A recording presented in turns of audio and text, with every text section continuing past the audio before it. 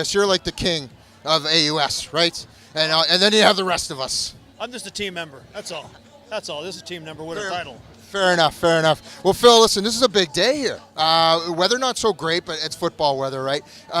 What does this mean to the AUS? I mean, this is what I mean by that is this is a culmination to this point, and then of course the UTEC Bowl coming up. But this is a very big day here. What do you think so far? Oh, it's fantastic. I mean, it's been an interesting year for sure, and you know, it's great to have a season where we really don't have a defined team that's going to come in and possibly own a championship.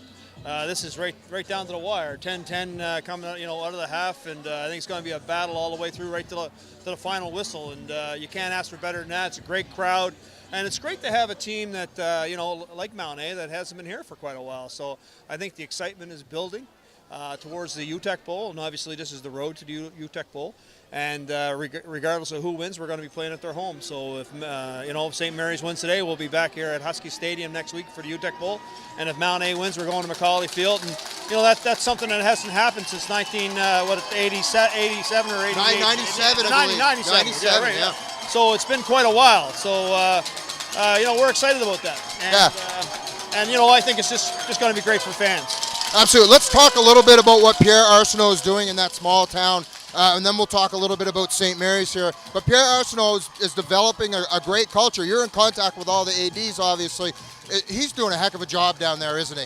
Absolutely. I mean, Pierre is a guy that gets it. He understands what needs to get done and be done to excel and and strive for excellence. And he's brought a lot to the table since joining Mount A. And they got a great president, Robert Campbell, who provides a lot of support for the programs there.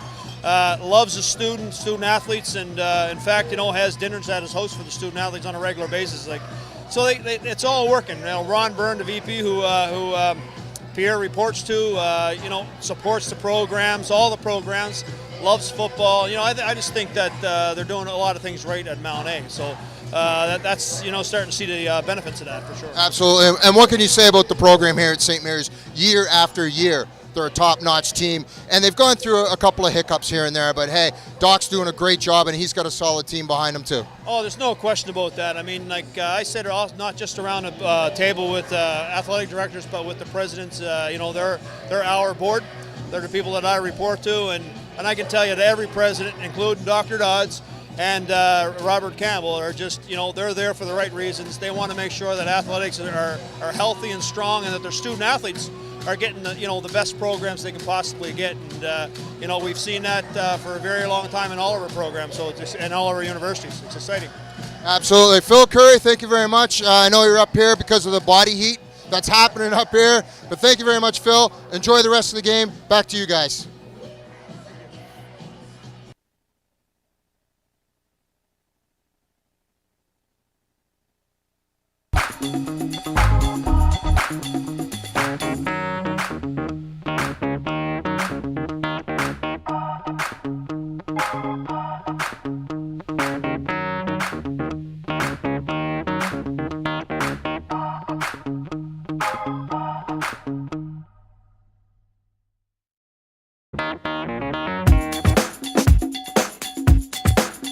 But here we go, squib kick by the St. Mary's Huskies, picked up by the Mounties. Probably 41-yard line, maybe the 40-yard line. So a little bit of tricky here by the St. Mary's Huskies to get the second half underway. So just a quick recap here. 10-10 is the score here at Husky Stadium.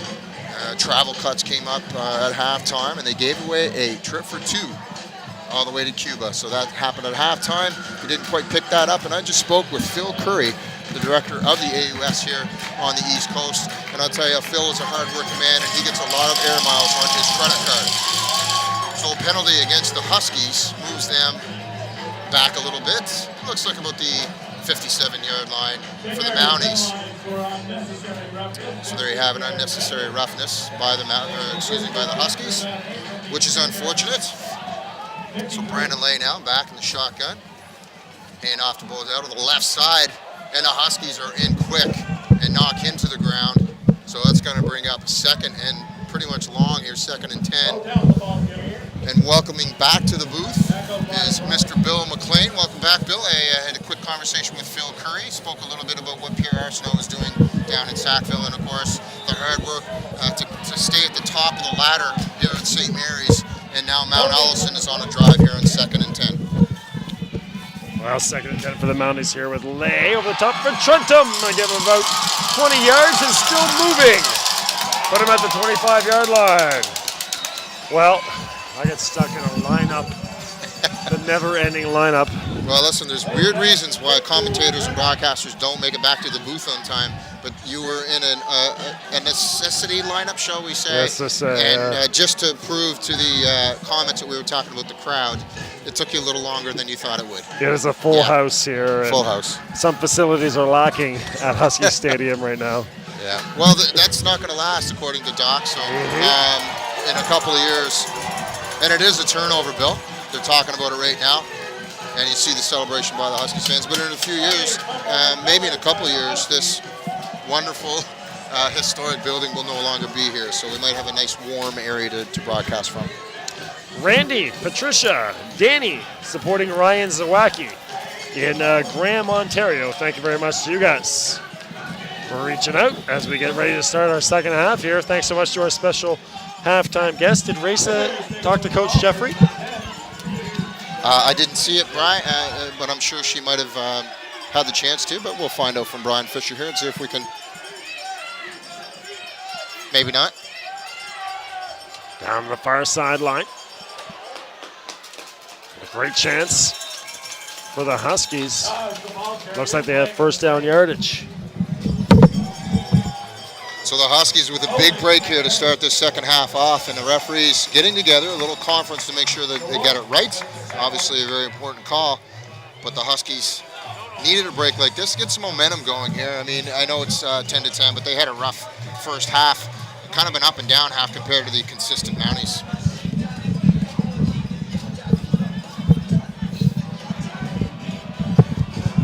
A very big wind coming through here. You can hear that on the microphone. There we go. Now we're going to get that protected. Well, Reza Lalani is going to be with us with Huskies and Mounties fans here in the third quarter, so stay tuned for that. Reza Lalani coming up with Huskies and Mounties fans, so make sure you stick around. Lalani on the sidelines. 13:20 left in your third quarter. 10-10, we got a good one here, Bruin. Special thanks again to Pierre Arsenault, Dr. David Murphy. Doc sporting the Movember. Looking pretty slick, very Tom Sellecky. Pierre Arsenault of the Mounties, a very proud athletic director right now. He really feeling wonderful about what this Mounties team has done. Yeah, well, it's a program that needs some direction, and Pierre has done that. And Phil Curry complimented Pierre on his job. A very proud AD for sure. All right, Reza coming up here with Mounties fans. Meanwhile, the Huskies will be punting. You're gonna tell me in advance what you're gonna say, so I can think. I'm gonna say, who are you here cheering? I'm gonna say who you think they need to do to win. All right, guys, I'm here live in the stands with some fans. What's your name? Ben Halpern.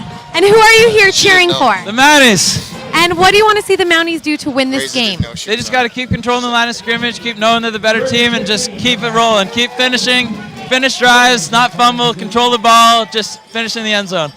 Perfect. Thank you very much. Good luck.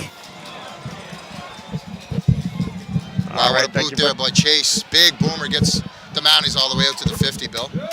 All right, thank you very much to Reza Lalani down there on the sidelines with some Mounties fans, Huskies fans coming up. 12 minutes left in your third quarter, 10-10. And the Mounties will take over. We have donuts up here in the press box. Almost $1,900 in the 50-50 draw. Some good ones. To the winner. Still left. Will be your final voter. Bill McLean, Steve Betts, Brian Fisher, Reza Lalani, all with you here from the facility. We got a good one. First and 10 for the Mounties. Flea flicker. Lay! Buffo got in there. No fooling the Huskies on that play. Buffalo simply coming off that right end, and Brandon Lay has to understand when Botel flips that ball back to him, he doesn't have a lot of time. Unless you've got coverage on your backside, which I don't know if that was a broken play, but I'll tell you right now, Buffalo came in pretty clean, but Brandon Lay has to be aware that he doesn't have a whole lot of time because that's a play that has to develop downfield. He's got to get rid of that ball or at least know that he's there and spin away from him.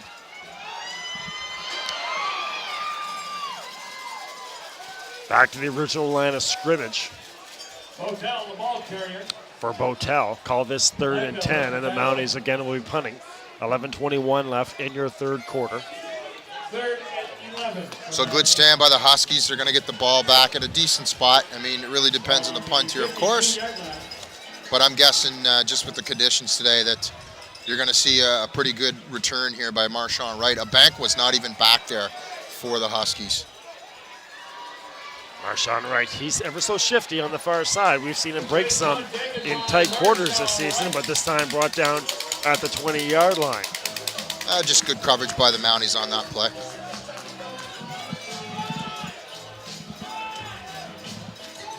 So Huskies will set up 1st and 10. Jack Creighton out there again with St. Mary's. 10-10. Huskies have been beaten by this Mounties team twice this season. The Mounties have won 4 games in a row. That was a pretty big beating too early on in the season, but I mean it is early in the season, so what it does is just shows potential for a team, and that's exactly, I guess, what has happened at this point, because guess what? The Mounties are here. Wrapped up right at the line of scrimmage. Mounties fans very excited about that. Montgomery coming off the end there. You can see him shaking his head in agreement right there, saying, all me. And Montgomery's been a standout guy, not the biggest guy out there for the Mounties, but I'll tell you, this guy is a leader for sure, and he just stood up a banquet and made the first initial hit and didn't let him go. Akwasi Antwi from Calgary, one of the great, outstanding former Mount Allison Mounties. You Mounties fans remember him well. Antwi checking in with us from Calgary, a member of the Calgary Stampeders. Creighton. Sabarin with blockers in front, and a 1st down for St. Mary's at the 32-yard line. What a great setup right there. It flushed out quite well, and a really good block by Riley Brown for the Huskies, 58 for the Maroon. Just a simple screenplay right in front of all the linebackers, but a nice seal block there by Brown to get the Husky free. Just checking out the bench here, looking at a couple of guys that come off the field with a couple of bumps and bruises there. That's what I was looking at as I was calling that play, but they seem to be okay, so nothing to report on that. Hart Schuldes checking in on Twitter. Thank you very much, Hart. A big one, open space. Give him 15 yards to the 50-yard line. Well, Abankwah doing what he does, and that's slipping tackles. He had some good blocks on that end again, and they've run that play 3 or 4 times now, and that's the best one so far. And they get him up to about the 49-yard line, but Abankwah is just so slippery, and a couple of nice blocks. Brown in on that one again for the Huskies. Sarah Beth Harrison checking in from Toronto, and Dave Sabo checking in from Ottawa. Great to hear from there's Dave. a name. Megan Murray as well. Loving Sackville. Zabo, a Mountie pride. Great to have Dave Zabo with us. And Hart Schuldes. Thank you very much, Hart. Glad you enjoyed that interview with Pierre. And again, Pierre's just talking, when you talk to Pierre, that Mountie pride just beams off of him. It just like it resonates in his very soul. Well, we, as broadcasters, we tend to kind of take from the crowd and the atmosphere, and it might be that we're talking a lot about it, but I got to tell you, we're in Halifax, but it's a 50-50 split right here. I really have to say, of what's going on here today, you look around and you see a lot of those colors, the yellow and the maroon. I know it's not maroon, there's a better name for it. Twitter us it actually, but it's a very strange feeling because we call these games, we go to different universities and call these games, and it's 98% whoever the home team is, but not today. So, you know, if we're talking about it a lot, that's why, guys. I mean, this is seriously quite a big deal for this Mounties team. You can see now the Huskies dog and the dance-off down there between the Huskies and the Mounties duck. So, I mean, not only a competition on the field, but off-field as well. A dance-off between the mascots going on. Meanwhile, a 10-10 game here with 8:38 left on an absolutely unbelievably fun day here in the south end of Halifax on AUSTV.ca. Presented by Budweiser, powered by Bell Alliance, and in conjunction with Wilson's Home Heating, a proud new sponsor of the AUS. 3rd and a yard. And it looks like the Huskies have it. Looks like Dawes just up the middle, big power surge right there by the Huskies, and they move the sticks. And Banquet coming back out on the field. A couple of big wide receivers. I haven't seen a lot of action from some of these big wide receivers that St. Mary's possesses. I mean, they most certainly can protect the ball and run. They're a lot like Joseph on the flip side for Mount A, but the Huskies have a little bit better size in those positions. 1st and 10 for St. Mary's. Creighton with a Banqua 3 yards behind them and 2 receivers on the near side. A handoff for the shifty Banqua from Montreal and give him both 7 yards. And that's the play that can happen almost every time for the Huskies. That's a Banqua off the end somewhere. Get the line moving, get the blocks going sideways, and then a Banqua can just wait, pick his hole and go. And I mean, that was a pretty simple 6 yards for the Huskies. And it's based on what a Banqua brings, and it's that speed and obviously being able to pick his gaps. This is from none of your business on Twitter. That's awesome stuff. Garnet and gold is the Mounties colors. Garnet and gold. Thanks, Emily. Yeah. Awesome stuff. Creighton, 2nd and 4. Dropped by Muhammad. Abdallah couldn't hold on to it. And the Mounties will drop back to receive a kick. Man, oh man.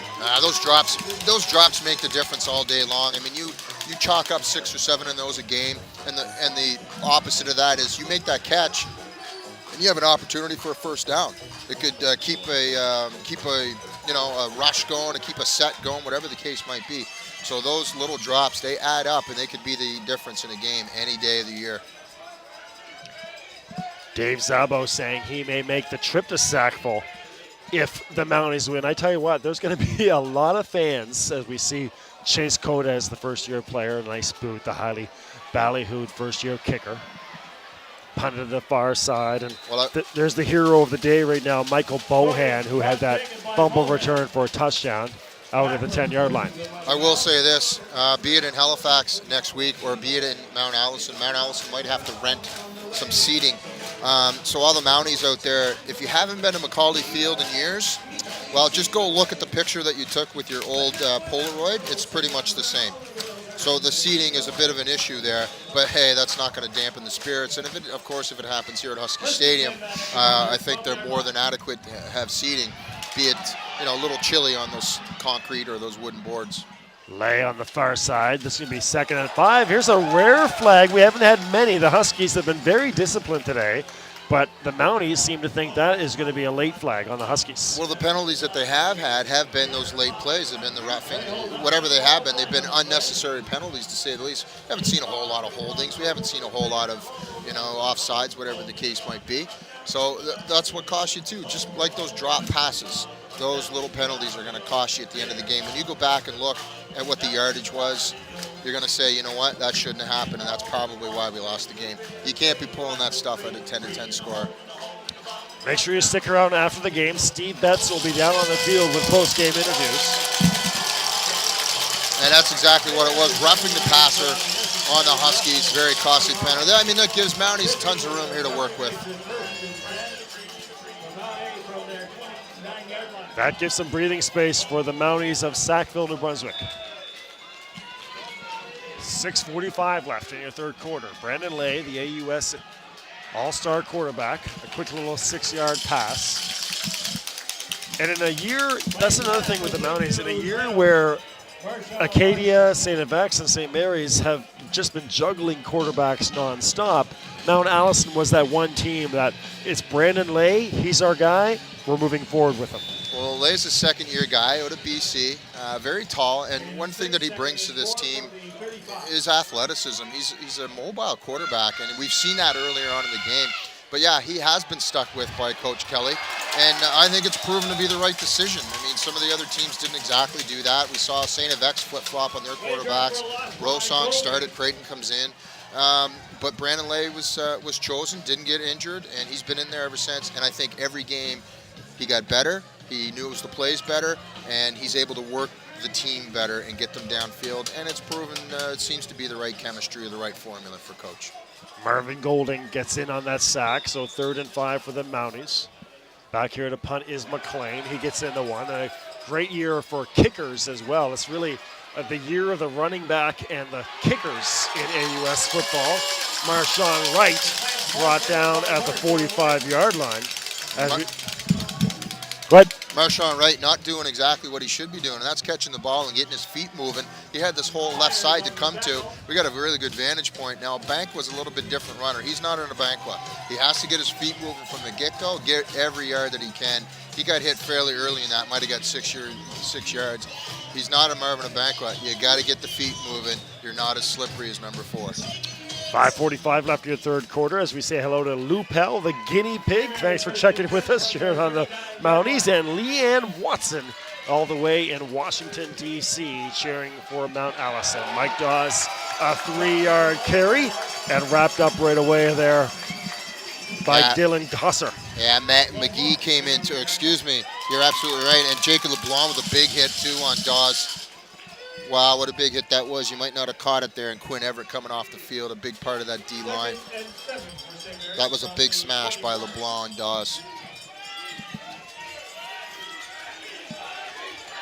Haley Schmeiko checking in again. On the email. Creighton, 2nd and 7. Airs one out.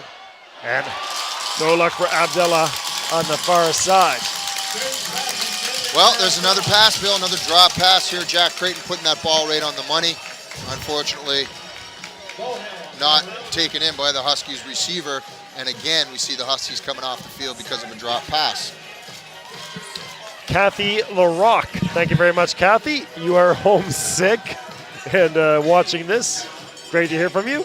Beth Hickey, Matthew Gauthier. Huge Mount A fans tuned in from the Hyatt Magnificent Mile. Great stuff. Thank you very much, Matthew Gauthier and Hickey, Beth Hickey. 4:40 left in your third quarter. Chase Codes. Nice snap, gets it away. And once again, Bohan. Nice tackle on the far side on special teams by Lucas Cristovio. Ball went nowhere to go. Nice coverage there by the Huskies. Just simply trapping him. They put 4 guys wide on him. He's not going to go anywhere. Great stuff here. This is Doc Jocelyn. He's been checking in with us all day. Thank you very much to the doctor. A great CIS football enthusiast. Right now in Ontario, Western leading Queens 25-5. That's an update from your Ontario game. And of course, next week, UTEC will be hosted by an Atlantic team against a Quebec team. So I would assume that those games are being played today. It'd be nice to hear what's going on there. Well, interesting that, I remember we came to do a game here 8 weeks ago in the second week of the season. Laval was going down to Acadia to play at Acadia. And we came here to do a soccer game, and Laval was practicing here at Husky Stadium. So I was thinking about that today as I was driving down from St. John, New Brunswick. I wonder if Glenn Constantine was trying to get his guys used to Husky Stadium with maybe a quick practice. Well, who knows? I mean, the trip's not too far down to Wolfville, but it could just been a field situation too. Maybe Acadia said no. I'm not sure why or how they would get field time here, but I mean, it is open season. If you can get the field here, you can get the field here. So obviously, maybe that's a foreshadow, but nonetheless, I don't know that being the case. They've been here before a million times, and what a big kick that one was. Carry on, Marshawn Wright. Oh, and he does this so well. Spins and into open space. Gets a block. Marshawn Wright still with it and brought down by the punter McLean at the 50. Well, Marshawn Wright playing a little bit of cat and mouse right there. He got everybody going right, put on the brakes, and made an intentional move to come to this left side. And once again, he did something that he didn't do in this earlier punt, and that was look to the left side and get his feet moving. And it got him 35 yards return. So Marshawn Wright picking up some advice from somebody, and it worked for him. Robert Wilkin from Quispamsis, New Brunswick. Great to hear from you, Robert. They're just on the outskirts of beautiful St. John. Jameek Murray. Great to hear from Jameek. Taylor and Ray Hartman as well, cheering on the Huskies. 1st and 10 at the 50 for Creighton. Fakes a handoff to Dawes and rolls a little shuffle pass that comes up short. That is not Jack Creighton's forte. Yeah, that wasn't exactly a slick play, and I can tell you right now that that was probably a broken play. Creighton went right to Coach Marchese and shook his head as if to say someone wasn't in the right position. So, from Oakville, John Pietzes. St. Mary's Huskies. And how do you think they're going to win this game? Tough defense and just a little bit of offense. And is there anyone in particular here that you're supporting? Number 7, Lenga. Perfect. Thank you. Good luck.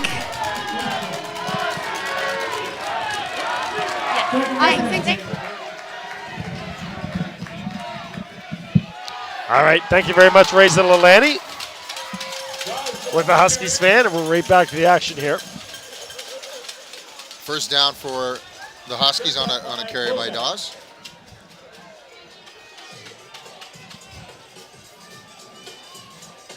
Waterford, Ontario. This is Blaine Shell cheering on the Huskies. Great to hear from you guys, of course. A member of that, their daughter, a member of the women's Huskies hockey team, who are looking very good this season. They could easily maybe win an AUS championship. Bill, you can probably get a job with Christmas Daddies the way we're getting all these emails. Creighton, look at the dexterity now for Jack. Yeah, plan play to get Creighton on the move, maybe to get his blood flowing a little bit here and get his competitiveness going as he gets a tap on the butt from McGee, but a planned bootleg for Creighton. He wasn't passing on that one for sure because he was headed to the sideline in a hurry. He didn't want to get hit. Speaking of hockey players, Courtney Young cheering on from Wester and the former Mount Allison Mountie women's hockey player. Great to have Courtney checking in. Thank you. Watching from Wester, cheering on her Mounties. She won, I think the Mounties won an AUS championship 2 years ago in women's hockey. Abagwa brought down, and 2nd and 9. Well, unfortunately, the Huskies didn't move the white line of the Mounties. And pretty simply, Quinn Everett gets a hold of Abanko and drops him. Ben Sturr checking in from Toronto. Robert Martins, thank you very much, Robert, cheering on Jay Lange. 2nd and 8 here for the Huskies. We have 1:40 left in this third quarter. It's still 10-10. Drama from the stadium. The waning days of the Old Girl, one of the great facilities in Atlantic Canada. Oh, a little stumble on the handoff, and Jack Creighton confused as to what happened there. He thought Sabrin was a little mixed up. Well, Jack Creighton putting his hands in the air in frustration, but you can't do that as a leader. You just got to pat your buddy on the head and say, look, man, we messed up a little bit, as Sabrin claps his hand together as if to say, yeah, my bad on that one. But nonetheless, just a crisscross there by Sabrin and Creighton, and they'll have to chit-chat about that one. Well, you know what, though? Sabrin nearly fumbled that ball, too, so good job by Sabrin to hold on to it and make sure that he got to the ground with it. NJ Calderhead, thank you very much for checking in. No problem, NJ. 1 minute left in your third quarter. Chase Cotes again from his 50. Bohan, he's got the big play for the Mounties, that fumble return for a touchdown off of Mike Dawes. But brought down here at the 10, and now the Mounties, I mean, it's a 10-10 game, but now the Mounties in danger. They got to move the ball, or they might have to give up 2 points. Well, we've seen a couple of 3-and-outs for the Huskies, a couple of drop passes. That can't happen for the Mounties right now. If they want to get some points on the board and maybe get a field goal or, or better, But the problem right now is they're pretty deep in their own zone at about the 10-yard line. So there's twofold problems right here for the Mounties. Handoff for Jordan Botel, the workhorse. Oh, Botel splits it! Still on his feet across the 35, the 40. Botel into open space and bring him down at the 53. Jordan Botel. So all Botel does is he sees a hole, he goes through it. But I got to tell you, the hole the size that he went through was huge. Botel gets out in that linebacker zone, and they were all covered by white jerseys. A planned play by the Mounties, no doubt in my mind. Botel makes some great moves at about the 35-yard line. He's able to get out to the 54-yard line, and he knew he had no gas left because he had to make quite a few cuts, and he goes down protecting the ball. Chance of MVP for Jordan Botel as he goes for 43 yards. And the Mounties in business across midfield. Well, I was talking about the field position for the Mounties, and that was a troubled situation for them. Well, Botel just negated all that. But you know what? Give all the credit to his teammates, because everywhere you looked in that play, there was a white jersey matched up with a Husky. Brought down in the backfield is Botel. Lalonde, of course. Yeah, that was just a missed assignment on the right side. It was a pretty straightforward run by Botel, but Lalonde came in pretty scot-free.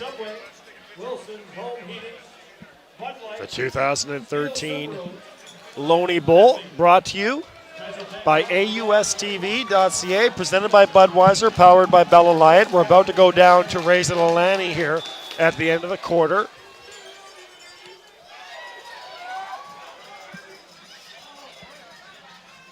Down to the 5-yard line, Kayon Marchand right. Juking. And this time wrapped up. Mounties not confused at all.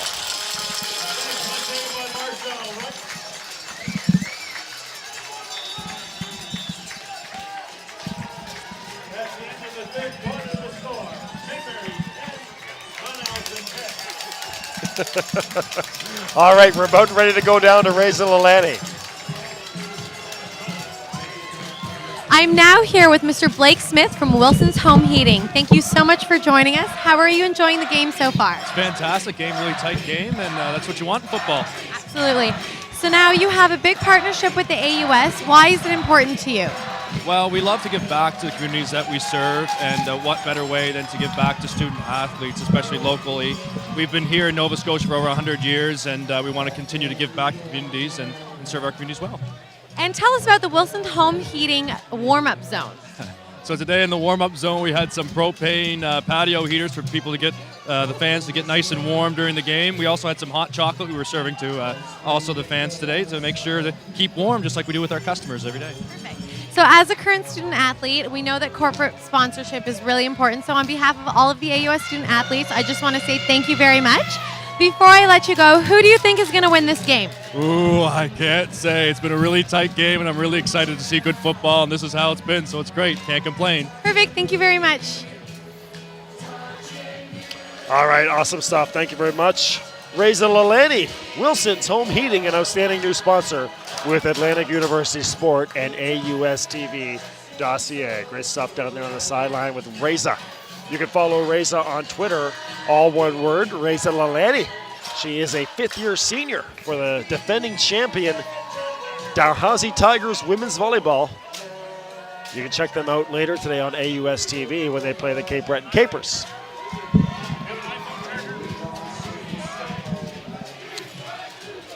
All right, Steve Betts, here we go. Loney Bowl, fourth quarter. Huskies at their 10-yard line, and the immediate concern for St. Mary's is to try to get a first down.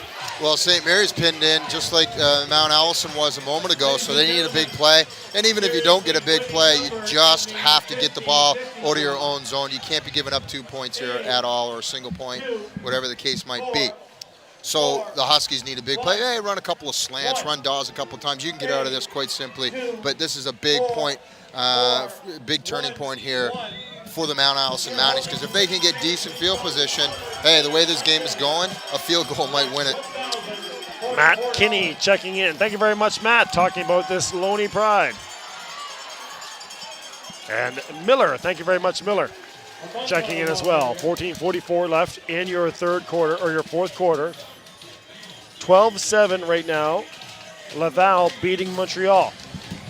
So Jordan Botel, to go over some stats right now. Bill, rushing Jordan Botel, netting 110 yards at this point, averaging about 5.2 yards a carry. Brandon Lay, of course, with a couple of rushes as well.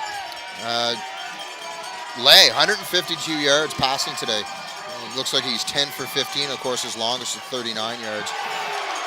On the flip side of that, Melvin Abanqua, the man that should have the ball in some pretty special situations, netting about 53 yards rushing, and Michael Dawes as well, 52. So those two guys leading for the Huskies. And Jack Creighton, 7 for 11, 108 yards for Creighton. Jeremy Long checking in. Thank you very much, Jerry. Jeremy cheering on his former teammates. 2nd and 8 for St. Mary's. Creighton with Mike Dawes to his left-hand side, Abanqua and 2 receivers to his right. A pivotal 2nd down here for Huskies at the 22. Creighton, 2-step drop, and across the middle, incomplete. And now Chase Codez and the punting group will come out. Jordan Wallace just dropping that ball. I'm not sure if it was tipped, as Wallace and Creighton are talking right now, and Wallace, just from his indication, I think the ball might have been tipped by somebody maybe on the line. But nonetheless, the bad situation here for the Huskies. Chase Kodesh is going to have to get them good field position here with a good boot. Riley Brown's grandparents checking in from Penticton, BC. Great to hear from you guys. And Kim Thompson, thank you, Kim. Kozes back to punt again at his 5-yard line. He has been busy. 13:35 left in your 4th quarter. The wind is minimal. Temperature is probably about 5 or 6 degrees. There is Kodes. Off the side of his foot a little bit. It's been a tough day for Chase. No yards will be thrown as Bohan makes a daring catch at midfield. Marshawn Wright making contact with the punt returner Bowen. So we're going to see if there's going to be more to this than just the no yards. Marshawn Wright not trying to hit him, avoided him as best he could, but unfortunately he did make contact with him. So we're going to see what the referee's judgment was on that one. Mike. I'm sorry, I was just going to say Brandon Lay, and there's a signal there. There's no yards, and we're going to see if there's another signal. That's pretty much it. But nonetheless, the ball's coming up 15 yards, so they did make the call on Marshawn Wright. So a 15-yard penalty gets them up to the 38-yard line, Bill, and not exactly what the Huskies needed at this point. A huge play for the Mounties. Maybe a turning point. 13-14 left in the 4th quarter. Brandon Lay with Jordan Botel right behind him.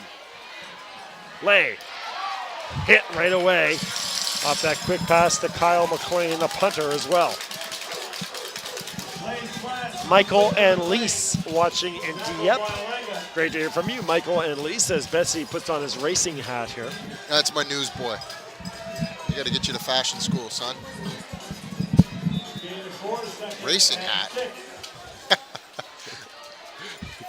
12:40 left in your 4th quarter. 2nd and 6 for the Mounties. Near side, 2 receivers, including Trentham, but they come to Joseph, but skips that pass, and that could be costly for the Mounties. They're in that tricky zone between, do you punt or do you go for a field goal? Yeah, I'd like to see Brandon Lay throw that ball differently. I mean, there's no sense putting it at Joseph's feet. You can actually let Joseph go up and get that ball, because 9 times out of the 10, he's big and strong enough to ward off NDDB from the Huskies. So why not throw that ball in a different spot so he can get to it, at least give him a chance. All right, Kelly Jeffrey is going to go. 3rd and 6 for the Mounties at the 34. Takes the handoff. Pressure from Cornish. Avoids. Now Buffo chases, and he gets him. Prince Buffo gets Lay on the far side, and the Mounties will turn it over on downs. Well, Brandon Lay being flushed out of the pocket, and a kind of a plan play. I don't know that he wanted to go to his weak side, but nonetheless, he ended up throwing on the good side. Sorry, on his strong side. I'm just fumbling for my words here, because guess who's down over there? It's Brandon Lay on the far side in front of the Old Dogs for the Huskies. So, yeah, Brandon had to boot it out a little bit to his weak side, and they curled it back, and of course, 2 Huskies guys in pursuit. and one of them was able to trip him up, and that's usually very hard on the lower body when you get tripped up like that. It's usually groin, hamstring, or maybe at best it's maybe just banged his knee on the way down. Lori Watson, thank you very much, Lori, for checking in. We'll try to get our sideline camera guy to get some more Huskies for you. Bill McLean, Steve Betts, Drew Demokas, Brian Fisher, Amita Vora was with us before the game. Of course, you can check out all her recaps and analysis on CanadaFootballChat.com. And our outstanding sideline reporter, Reza Lalani, about to head out here. She's got to go get ready for the Tigers versus the Capers in women's volleyball. Lalani, the outstanding fifth-year senior for the Tigers. She's the left-handed outside hitter.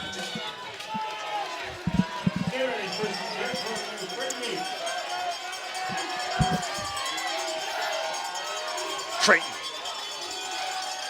From the 35, Jack moving towards the near side, throwing, no, incomplete on the near sideline. Oh, great effort by Creighton. Once again, recognizing that he had to get out of that pocket. That collapsed down on him pretty good, and just a low throw. And once again, I think he was just on the run, and a bit hard to get what you want on that. But the ball tends to dip when you're on the run like that. Either that or it flutters, and he tried to strong arm it in there, unfortunately, and it was just probably about 4 yards too short. 11:52 left in this fourth quarter. It's nice to see Creighton getting out of the pocket. He's not exactly the most mobile guy in the world. He is hard to take down when you get close to him, but that's something that the Mount Allison Mounties probably aren't expecting, so it might work for them down the road. Three receivers on the near side for the Huskies. Mike Dawes to Creighton's right hand.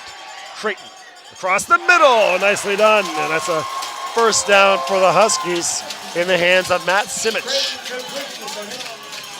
And of course, Jack Creighton, I was talking to him earlier, I said, Jack, you know, you look earlier this season, I'm like, Jack, you look like you're in the best shape of your career. And he said, no, I'm in the worst shape of my career.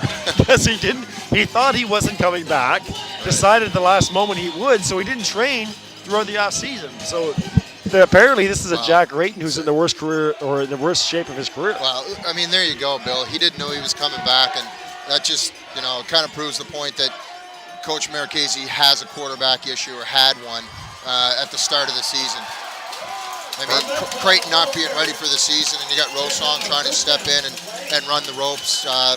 You know, just it was a tough go. So good on Coach Marchese to get the Huskies here in what was, you know, questionably one of the hardest years for them at the QB position. Alex Chisholm, thank you very much. Alex checking in. Brian Harriman, thank you so much. And Michelle Popowich. And Luke as well, sending a shout out to Mitchell Wallace. All on Twitter. As a Banquet takes a knee here, and I don't think it's because someone took a timeout. That was a Banquet on the carry. Listen, we're going to have to hire somebody for that Twitter feed. Just get them on the side. It's going to take you hours to reply to all those, because I replied to all mine last week, so I expect you to do the same. Man, oh man, there is nothing like Loney Bowl Saturday. It is just, when you, on this early morning day in November, if you don't wake up with some jitters and excitement for the Loney Bowl, you better check your pulse. This is about as good as it gets. Well, here's the thing about these sports. The AUS is high caliber athletes. Some of these athletes are super athletes that can probably play 2 or 3 different sports, and some of them do. But to be honest with you, they're awesome athletes, all-around athletes. And the thing about this is probably some of the best sport that you're going to find on the east coast of Canada. I mean, we talk about the hockey division all the time, but I mean, to be quite honest with you, if you have a team nearby, you've got to go check it out. Like, these are usually from 18 up to 25-year-old men and women that go out and play hard. And to be honest with you, years ago, I wasn't really keen to it. Why? Because I just didn't really know about it or care about it. Well, I've changed my tune on that, and because I got caught in the vortex of coming in and watching some games. Let's go watch this game. Let's go watch that game. And I've seen basketball. I've seen volleyball, hockey. I've seen field hockey. I've seen soccer. And I got to tell you, very entertaining games. So if you haven't had the chance to check it out, now's the time. Abakwa being carried off on the near sideline. Or not carried off, but walking off on the near sideline, sorry. And looks like he'll be okay. He'll have to sub out for a couple plays at least. Bill McLean, Steve Betts, and first down and 10 from the 42-yard line for St. Mary's. So the Huskies building. 10:55 left, far side. Dawes. And strange that there's really no reaction from the crowd on that play. Well, It looks like they had a first down. Yeah, it was a flag. It was offside on the Mounties on that. And generally, it's an offside or whatever you want to call it nowadays. But 53 referee here. We don't have their names, but he threw the flag, and it wasn't killed or anything like that. And generally, when it's the offense, they kill the play. So the Mounties are going to get a little bit deeper into their own territory, and this is very dangerous, especially with 10:50 on the clock. So this is not a good situation for the Mounties at this point. Drew DeMocus on the sideline. Brian Fisher is your producer. His name is Steve Betts. My name is Bill McLean. Amita Vora of Canada Football Chat up here with us as well in the broadcast booth. You are watching AUSTV.ca, the webcasting source of Atlantic University sport. Every single game, whether it be regular season or exhibition or the championships, on AUSTV.ca. So make sure you bookmark it on your browser.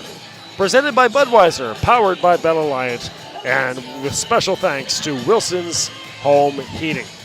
Coach Kelly Jeffrey bringing in the big boys. Holloway comes in, a couple of the smaller DBs out of the game because we're talking inches here. So this is a huge play right here for the Huskies and, of course, for the Mounties. So a lot of beef in there for the Mounties because they're expecting a big run. 2nd and 2, and shifty little Dawes over there on the far side, breaks it to the outside. Looks like he's got about 4 yards and a first down. So we could be looking at the pivotal drive of the game right now. It's still 10-10. There's 10:42 left, and the Huskies are at the 26, and this is easily within the range of Chase Codez, and there's no wind to speak of whatsoever. The only thing I'll throw out there is we've seen some crazy things happen this year doing these games. We've seen block punts, we've seen block field goals, point after attempts. Bad snaps. Bad snaps, exactly. Snaps has been an issue, so anything could happen. And the other thing is, too, Chase Code is a first-year guy, but you know what? He's shown that he's Johnny on the spot this year with his kicks and stuff, so you can almost say that it's an easy 3 for him. Well, there's a Bangwa juking his way to about the 15-yard line, and there will move the chains. That's the first down, the shifty little Bangwa. If there's one thing about the AUS this year, you know, we talk again about its great running backs. There's been great kicking, but it's also been a year for guys at skill positions. A Bangwa, Taylor Renault, Devin Bailey, Jordan Catterall. You know, there's a lot of very talented guys at the skilled positions. Well, special teams has been huge this year, and of course, every coach will tell you that. It doesn't matter what sport it is. And special teams has been great. And a Bangwa for the Huskies. Turns the corner. Is it a touchdown? No. Put him down at the 1-yard line. A Bangwa for the Huskies has been that guy. And I mean, as I said, he led in return yards this year. But of course, McLean on the flip side of that, Bowen for the Mounties, those guys are pretty dynamic as well. And we've seen some absolutely fabulous run backs, and we've seen some big plays from punt and kick returns. So it's been a crazy year on special teams. And you know what? That's really why the Mounties are here. Make sure you stick around after the game. Steve Betts will be down there for post-game interviews with the winning team.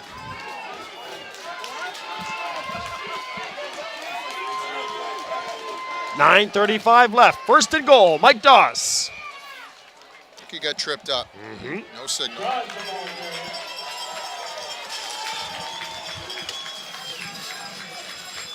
Andrew Blenko. Thank you very much, Andrew. And Stephen Drover from Snowy, Ottawa. Great to hear from you. Stephen says you need a play for the defense. And right now, the Mounties trying to pin their tails back here. What's the score, or what's this indication of the flag on the field? Offside Mounties. Huskies think they have a touchdown. Yeah, he was a keeper by Creighton. Creighton's the type of guy, he needs a couple of guys to go behind. He's not as mobile as maybe Rosong. Of course, everyone indicating that it is a touchdown, but I don't think that it is. Waiting with bated breath for an indication.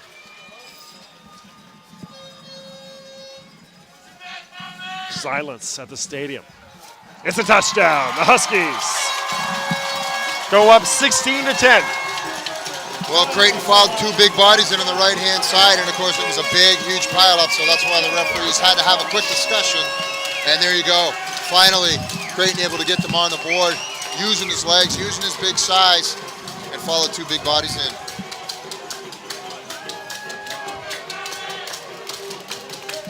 So advantage Huskies. Chase Codas will come out for the point after.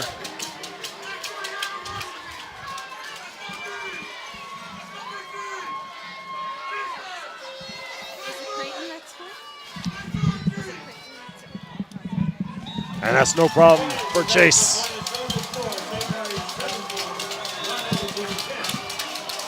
Great email here, Greg Stewart. As we have a break, Greg Stewart watching from Uptown St. John, which is so funny. There's an Uptown? Well, I'm from St. John, and I was there this week doing the CCAA Nationals for soccer, and I was telling some friends that, or some visitors, that it's not downtown St. John, it's Uptown St. John. Oh, okay. And when you come from St. John, you no matter where you move, you always refer to every other downtown as Uptown. So I'll say, well, let's go Uptown. So if you live in downtown, you're actually out in the sticks. Yes. I guess. Well, anyways, Greg Stewart. Thank you very much, Greg.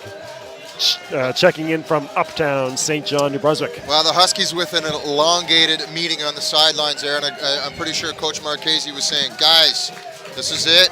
This is our stand. There's 9 minutes left. Now is the time to stick it to these guys. I mean, obviously scoring has been at a premium today. I mean, 17-10 is not really a normal AUS or CIS football game score, so I think that's why they took that a bit of extra time there on the sideline to make sure that they stick out this 9 minutes and not let the Mounties score. Craig and JK checking in from Paradise, Newfoundland, as we see a kickoff scooted around to the 20-yard line, picked up by the Mounties on a fortuitous bounce by the big athlete Donovan Saunders, once again an AUS All-Star. Out at the 35-yard line is Saunders. It's funny, in the AUS press conference at the start of the year, I asked Coach Jeffrey, have you ever thought about putting Donovan Saunders in double duty, making him do both sides of the ball, maybe put him at the wide receiver spot? And he's like, nope. He is a punt returner and a kickoff returner and a defensive back. But like man, that's not enough? You could see, yeah, well, he was kicking field goals in the exhibition game as well. Donovan Saunders, one of the special athletes in the conference. Lay over the middle. Trentham, flag on the play. Trentham with space on the far side and hit and pushed back at the 48-yard line. Well, an odd flag here on the backside of this whole play, but what a play by Brandon Lay. Man, did he ever come up there. He was on his tippy toes. He was bouncing around like it was a practice and there was no stress at all. He just came into the pocket quite calmly and threw a strike to his receiver. That's exactly what I see late in the game, and I'd say that's adrenaline at this point. He knows what's on, he knows what's on the line right now. What a nice pass by the youngster. Huskies penalized. Here come the Mounties. 8:44 left in your fourth quarter. Steve Betts will be down on the sidelines with post-game interviews.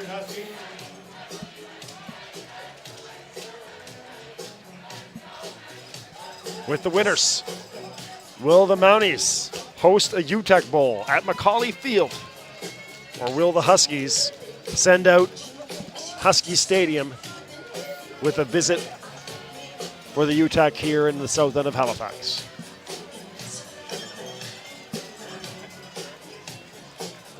Huskies and Mounties, the 2013 Loney Bowl on AUSTV.ca, presented by Budweiser, powered by Bell Alliant, in conjunction with Wilson Home Heating. B. McLean Sports on Twitter, AUSwebcast@gmail.com. One of the special days of the AUS season. One of those Twitter followers send us a heater through Twitter. It's getting a little chilly up here. Wasn't near as cold as it was earlier in the game. No. Or excuse me, it's a lot chillier now. But I can tell you right now, we need every layer that we have here because the sun's going down. Well, Greg Stewart from Uptown St. John. I was doing those games at Canada Games Stadium in St. John, that beautiful facility. I tell you what, this is like summer right now for me. It was freezing at Canada Games Stadium. this past week doing those soccer games. That's the one downfall of the AUS. Once the winter season hits, there's still lots of outdoor sports. And, as a team of broadcasters, we got to suck it up and do them up. But hey, we've had worse. I remember years ago, there was ice and snow banks and everything else, so we can't really complain. Being helped off here, RJ Cornish, the outstanding veteran defensive back. Looks like he's going to be okay. As we say hello to Nicole Berry, watching in St. Catharines, Ontario, the former Mountie football student trainer, cheering on the Mounties. Well, that was one of the things I wanted to mention as we have first and 10 here, so I'll let it ride for a bit. 8:44 left in the fourth quarter. Here's Lay with Botel behind him. Fakes the handoff to Lay over the middle and too far for Trentham over on the far side. But I tell you what, Dave Szabo mentioned that if the Mounties host the UTEC Bowl, he might very likely make the trip to Macaulay. If the Mounties do host the UTEC Bowl next week, there are going to be Mounties fans traveling to Sackville from across the world. The hotel. You better book your hotel early. The hotel. You might want to make plans to get a cab from Moncton. Yeah. Stay out in the Dieppe area along the highway. 2nd and 10. Lay escapes pressure, steps into the pocket, and then hit by Lalonde on the far side. Back to the original line of scrimmage, but a 3rd and 10 coming up now for the Mounties. Yeah, well, Brandon Lay got hit hard, so hold your breath, Mounties fans, because he's getting up real slow. That was a big hit by Lalonde. Illegal hit. He was close to going down, but nonetheless, you can't stop yourself when you're going to make the tackle. Lay kind of slid, but you know what, Lalonde with a legal hit on him. But be happy, Brandon is running off the field. But wow, that was a big hit right there. Just over 8 minutes left, which is an eternity in Canadian football. McLean, kick to the far side. Stays in bounds. And no yards assessed. So it looks like the Huskies are going to be set up near midfield. Yeah, tough play. Not my favorite rule in CIS football with that no yards Canadian football. But it happens, and it's the penalty for both teams. Josh Davies checking in from Auckland, New Zealand. Thank you very much, Josh. Cheering on the Mounties.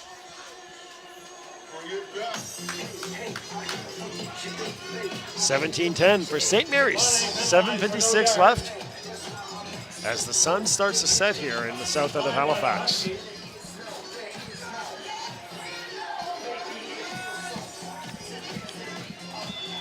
Ball at the 34-yard line. Here comes Jack Creighton with a Banqua behind him. Zawacki in here now for the Huskies on the right-hand side of that offensive line. A Banqua. Nope, Creighton keeps it. And wrapped up and hit hard there by big Jacob LeBlanc. What a year he had for the Mounties. Not really sure why he would want to do that, keep the ball in Creighton's hands. I know it's kind of a slippery prey and you're trying to fool the defense, but to be quite honest with you, there's assignments out there. Guys aren't going to let Creighton go, and they're not going to let a Banco go either. So if you're going to do that, make it play action and get the ball out of Creighton's hands. Either that or just give it to a Banco and let him run down the line and pick a hole. But on second down, going into second down, Creighton's not going to get you any yardage, not on his feet. 2nd and 12 for St. Mary's. Creighton. 3 seconds on the time clock. Gets it off. Across. Is that a catch? Nope. No luck. Simic nearly had it. The Mounties will take over with just under 7 minutes left. Just slightly out of the reach of Simic as he's diving across to catch that ball up. Just waiting for a Conference Quebec call here. So there you go, Laval up by 1 point, 12-11 over Montreal. What a program Montreal is, right? Not even in the conference. 4 or 5 years ago, I think it was, and they come in here, and then all of a sudden they're ranked, the CIS, about 4 years into it. And now they're up against Laval Rouge with the honor to go to the UTEC Bowl. So props to the Montreal team up there for sure. The Carabins, but it seems like at the 25-yard line here is Codes. That's a nice punt for Chase. Bohan catches at his 35, tries to come back this way and brought down by the Huskies special teams. They had a good, nice initial hit on Bowen and a nice tackle, nice secondary tackle right there. And that was Blackman who was hurt. You can see him limping off the field in the background there. He's still hurting. I think it was his right leg that he hurt, but nonetheless, he's a gamer as he comes hobbling off the field. Sawaki in there as well. But that's a Carabins team that they just, it seems like every single year, and when we do this game, it's Laval versus Montreal. And Montreal just cannot get over that Laval hurdle. Well, Laval's like a semi-pro team. There's no doubt about it. I'm a fairly big guy, and I go down to the sidelines and talk to some of them, and those guys are huge. They're in the 6'6" range, 6'7" range, and they're rolling about 300 pounds. Some of those linemen, and even the receivers and the running backs are very large boys, and they're fast. So just good recruiting there, no doubt in my mind. And you want to go, you really want to go where you fit in, and of course, Coach for Laval does that. He's a very good coach. He's a player's coach. 6 minutes left. Brandon Lay, Trentum, he's got it at the 45-yard line. Lay to Trentum, give him about 30 yards on that play. Again, no reason for the DB for St. Mary's to keep an eye on Trentham that deep. He's got to turn his head and see what Brandon Lay is doing. He had a chance with that ball, and that's exactly what Trentham did. Trentham turned around, located the ball, and made a fabulous catch. So I'm not going to take that away from him and Brandon Lay hooking up. But as a DB, you've got to make sure when you're in that 30, 40-yard line, especially at this level, you've got to turn your head because something's going on. Lay. A man on the far side, and that's a catch again. Is it inbounds? It is.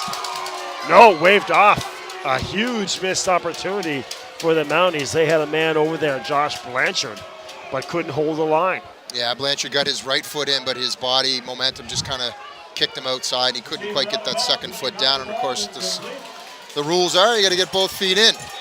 That's a huge disappointment for the Mounties and their fans. 2nd and 10 now for the 45. Lay to his right. Huskies pressure, and they bring down Lay. Golding was in there. Buffo. Jubenville, of course.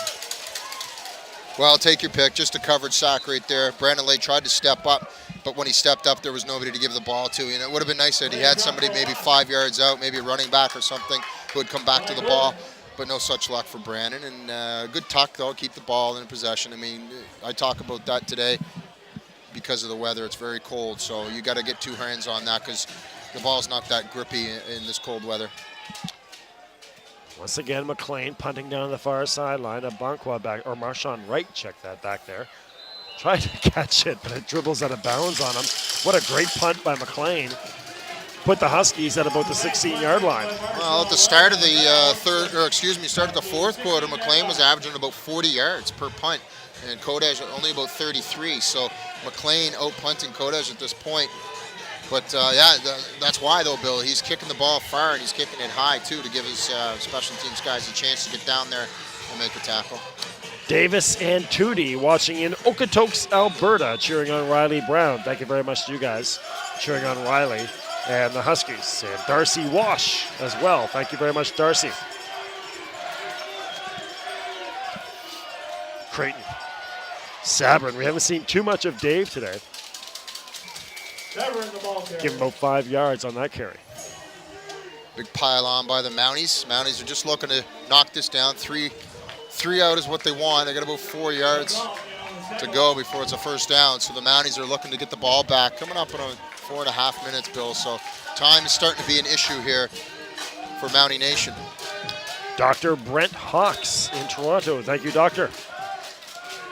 Cheering on the Mounties. Bill McMillan in Riverview, your old stomping grounds. So hello out there to Bill. Huskies, 2nd and call this 4. Straight ahead. Do the Mounties have a stop? Fans think they do. Looks to me like maybe a first down for the Huskies. Gonna be close. They might have to bring it out. It's a first down for St. Mary's. 4 minutes left. Mounties desperate.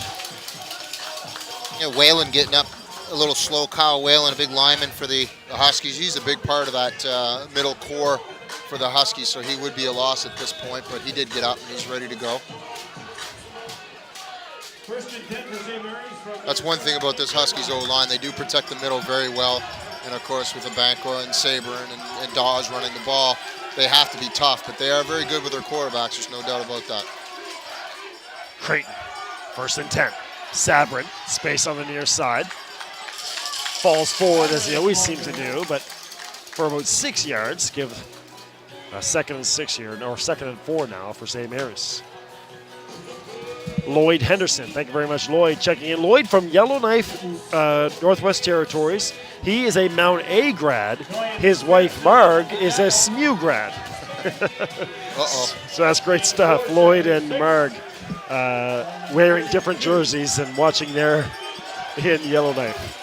Well, of course, Ray Perkin, a big part of the Mounties, equipment team, goes to Acadia, so he had kind of mixed emotions last week. I said that on air, and a few people took offense to it, but I mean, he goes to Acadia for school, and he's been basically the equipment manager for the Mounties for years. So Ray actually bleeds Mountie for sure, I was told. So I don't need any tweets or any emails. I know Ray. I've talked to Ray, and he's certainly a Mountie through and through. Aunt Barbara watching in Pembroke, Ontario. Thank you, Aunt Barbara. And we're running out of time, so if I can't read out your emails and tweets, I apologize, but we are coming down the stretch here. 3 minutes left. Chase Codes will be back to punt. The Mounties are going to get it back. Bohan back to return, along with, looks like Blanchard. It's probably Blanchard. Yep.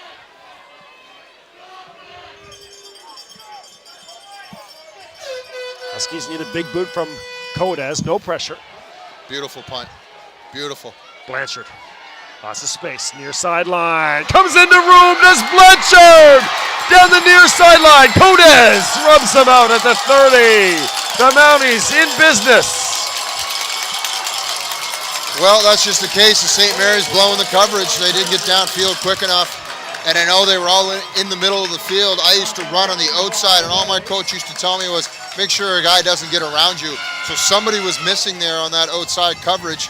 If he was blocked, that's fine. There should be somebody else filling in.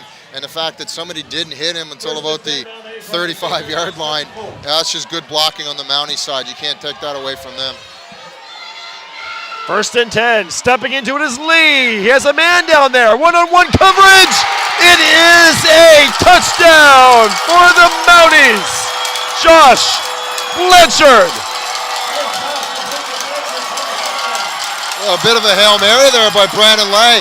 I was just about to say, Brandon, in my mind, I'm watching the play and I'm thinking, Brandon Lay has got to step up and take that. He had 20 yards to run easily, would have got the first down for sure, but he obviously saw something that I didn't see, and he saw his receiver deep, and he saw that he had a couple of feet on him. So Brandon Lay obviously making the right decision right there. He had a couple of options, but he, you know what? He said, I'm going to take the one that's going to go for the throat, and it worked out for him. And a really good effort by the DB for the Huskies, but just a better effort by the Mounties receiver. A miracle play for Mountie pride. And these Mountie fans who have filled half the stadium are fired up.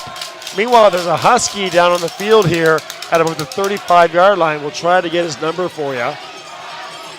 But the Mounties, Brandon Lay and Josh Blanchard, that was just old school football. One-on-one, just throw it up and let Blanchard go to work. Well, I know the intention of it, and often at this level too, sometimes the guys try a little bit too hard to get the ball downfield. Now, I've said this about Brandon Lay before. He has a strong arm. Not necessarily on those lollipop throws, those ones that have got to be deep, and they've got to be accurate, and they've got to get there quicker than a DB. But that was a case where, you know what, they worked the advantage of the DB having his back to the play, and it worked out well as Blanchard picks up the ball. But if there was anybody in this league that could make that throw with a little bit of zip on it, it's Brandon Lay, because he's proven to me this year that he probably has the best arm in the league. All right. Well, it's Golding who is injured. He's up. It looks like he's okay. Peter Klendenegg, thank you very much. Kim Simich, thank you. Neil Grant. Carolina Andrade, the former rugby player at Mount Allison. And Greg Bonnell, thank you, Greg, along with Carl Seafoot, the former Husky. Well, Huskies fans, keep yourself up in this because there's 2:24 left on the clock. You're up by a point for now as Kyle McLean kicks it through. So there's plenty of time, and Mountie, obviously you're all tied up here, so plenty of time left on the clock. This is far from over. And if there's anything we've learned from football games, this is going to be about a 15 minutes for 2 minutes and 24 seconds on the clock. This is going to be a long time, so don't hold your breath, whatever you do. As night falls in Halifax, the South End, it is a classic. 2:25 left in your Loney Bowl. This battle for the Jewett Trophy. The Mounties trying to win their first one since the days of Eric Lapointe. The Huskies looking to reestablish themselves as the big dogs in the conference after 2 years of Acadia dominance.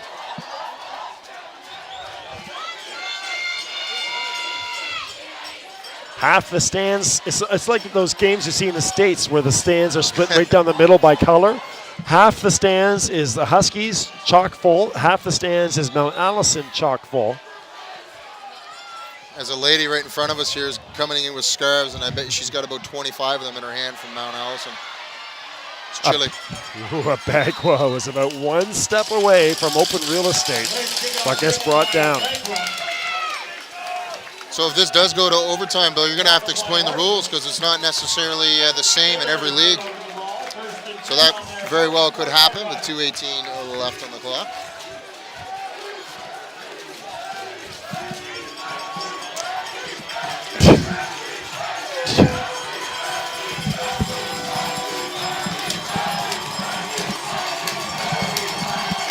.218 left as the Mounties are really starting to pick it up here. The fans are on their feet. Jack Creighton and the Huskies from the 45. Creighton brought down at the 40. Jack Creighton's just got to throw that ball away. I know that he was trying to get through the hole. He just doesn't have the feet to do it, so he's got to throw that ball away. You don't see that a lot in this league, and I really don't understand it why.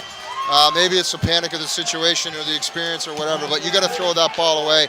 There was a couple of receivers in the zone over here in his vision, and he could have put it to their feet. But you lose 3 yards. I mean, I guess it's not a big deal, but you know what? Every yard counts in football. It's an old cliche, but it's true. 2nd and 12. Mounties fans on their feet. Creighton with Sabarin to his left-hand side. 2 receivers on the near side, 3 on the far side. Creighton over the middle, intercepted by the Mounties. Space on the far side on the return. The Mounties have the ball, and it's Nguyen. So Nguyen. Well, that's a simple case of Jack Creighton trying to do too much. Nguyen just steps up, makes a simple catch. It looked like it was thrown to him, and I don't think he cared if he took it back for a pick six or not. He got it back a few yards. It's all about clock time now. 1:46 on the clock, so the Mounties are just happy to take the downs and try and kill this clock off. So we're at 20-second play clock, just to let you know. So here we go. 1st and 10 from the 45. Bullet on the far side to Joseph, and he's going to go 8 yards. Call this maybe 2nd and 1, actually, for the Mounties. Well, you're looking at about, for a field goal attempt by coach, I think you're probably looking at about a 20-25. Today, I don't know if a 30-yard was going to do it. The wind has actually picked up a little bit, Bill. The flags are pushing right into the middle of the field, so I think they're going to look to at least get to the 20 or maybe a little bit deeper. Here's your huge 2nd and 1. Straight ahead for the workhorse, Botel from Prince George. Give him 4 yards and a 1st down.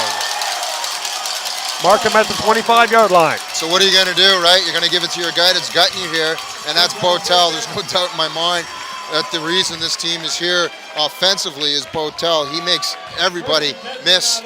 He's been the workhorse, and he's why Brandon Lay is able to hit Joseph and Trentham and those guys with passes, because everybody watches Botel, and of course he gets the 1st down for them to move the chains. Joseph on the near side, isolated. Botel 3 yards behind. Brandon Lay. What a calm presence he is. Only the 2nd-year player at quarterback. Botel. About 4 yards. There is 1 minute remaining. Good job by the Huskies D right there. The D line pushed left, and the linebacker stepped on the right-hand side because all the flow was going right, and Botel came back left. Excellent job there by this linebacking core from the Huskies, led by Jubenville, of course. But that was a big down right there, and they're at about the 22-yard line as the little guy runs out onto the field with the water. Not a very big guy. All right, the 2013 Subway AUS Loney Bowl, presented by Wilson Home Heating on AUSTV.ca. Presented by Budweiser, powered by Bell Alliant. Bill McLean, Steve Betts with you, along with Amita Vora, an outstanding pregame guest. You can follow Amita on Canada Football Chat. Brian Fisher is our producer. Reza Lalani with us on the sidelines, the fifth-year senior of the Dalhousie Tigers women's volleyball team. She's back at Dalplex getting ready to play the Cape Breton Capers. Mounties fans are on their feet. They smell the first AUS championship since 1997. Danny Fillmore, William McIntyre, Steve Smith, Nick Calderhead, Christian Stringer. Thank you so much, all you guys checking in with us on the email, along with Jamie Nicholson. Great to hear from you as well.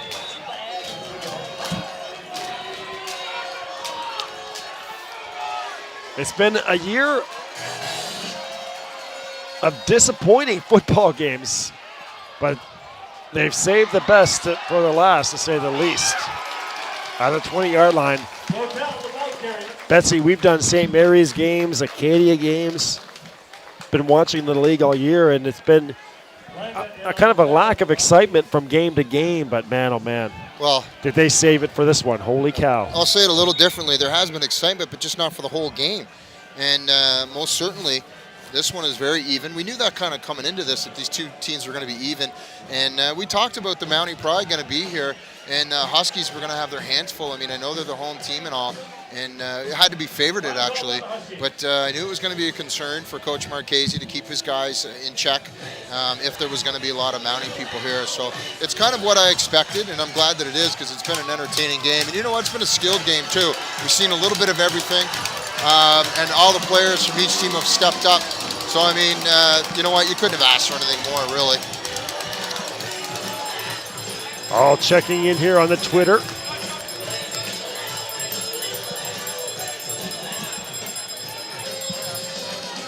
"14 seconds left." So McLean's got about a 25-yarder. Is that what it is? Yeah, that's what it is, Bill. All right, well, here's your Loney Bowl. Mounties fans are on their feet. No, not entirely. We've seen some onside kicks that have worked. Mount A did it last week, actually. Got possession of the ball, so Huskies could do that as well. That's assuming he hits it. McLean nearly blocked. It's through with 52 seconds left. The field goal is good. The Mounties lead 20-17.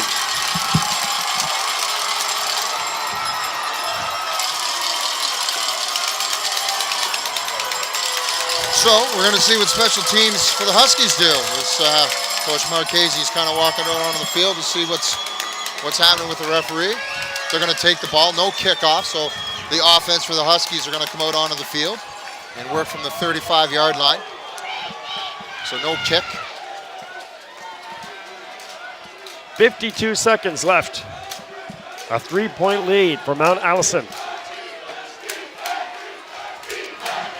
So here you go. Mounties fans, I think, are probably going to storm the field if they win this thing. Creighton, the near side. Simic shakes off one defender, and then down close to a first down is Simic at the 45. If they mark that ball where it landed, that's probably going to make it for a first down. It wouldn't surprise me if they bring the sticks out. But the referee he indicated, yeah, first down. He indicated kind of a weak first down there. I was watching him. But nonetheless, first down it is.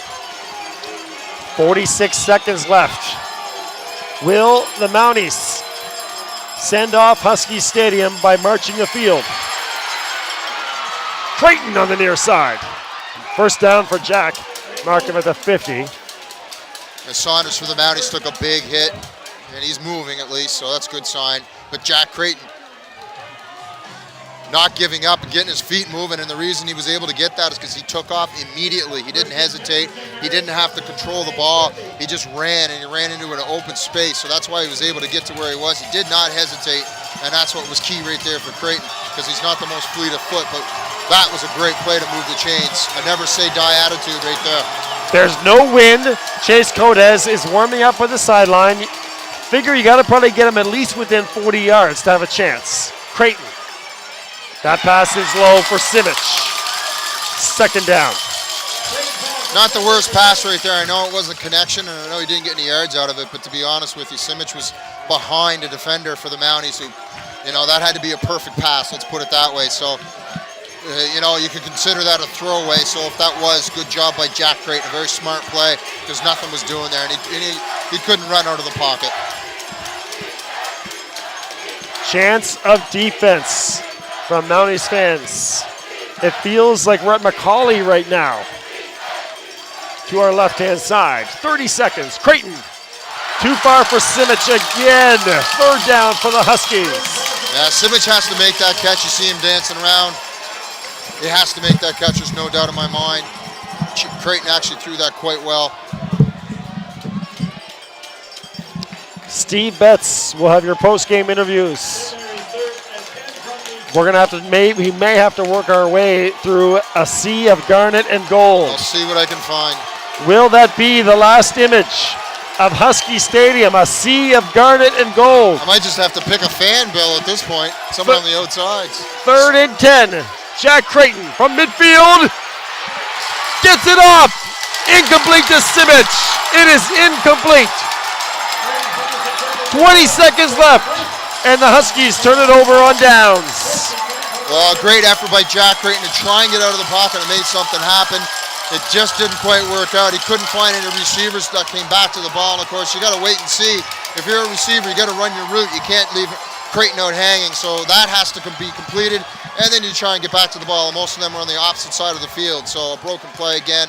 But a great effort by Creighton right there to try and make something, to get at least in a first down and maybe a field goal by the Huskies.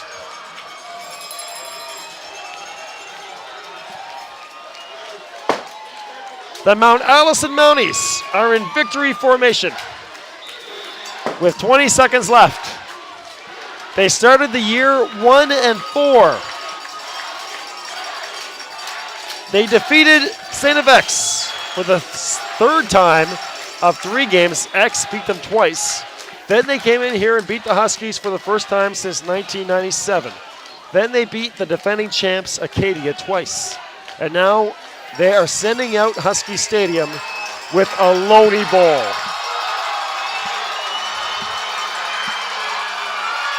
They got to be careful right here as the clock runs down. But yeah, okay, they waited long enough. The Mount Allison Mounties are 2013 AUS football champions. Well, Bill, I'm going to grab the mic, see what we can find out there. Thanks, it's been a blast, and might see you together in the booth for the UTEC Bowl up in New Brunswick. Who knows? Let's try it. Let's see what happens. Steve Betts, an outstanding job all season long. He's going down. I'm going to actually go down there with you too, Steve, here in a few minutes. We'll try to grab as many people as we can for your post-game interviews. Drew DeMokas down there with camera will be waiting for us. So stick around. Don't go anywhere. Your interviews with your Mounties coming right up with me and Steve. Friends, thank you so much for all the tweets and emails. Live and interactive here from Husky Stadium on AUS TV. Presented by Budweiser, powered by Bell Alliant. The Mount Allison Mounties, for the first time in nearly 2 decades, are AUS champions. And they did it with hard work and teamwork and a whole bunch of Mountie pride. All right. Give us a couple of minutes, and we're going to be down here on the sidelines with your interviews. Bill McLean, Steve Betts, Brian Fisher, Drew DeMokas, Ray Zittilani, all coming here from the stadium. We'll talk to you in a couple seconds.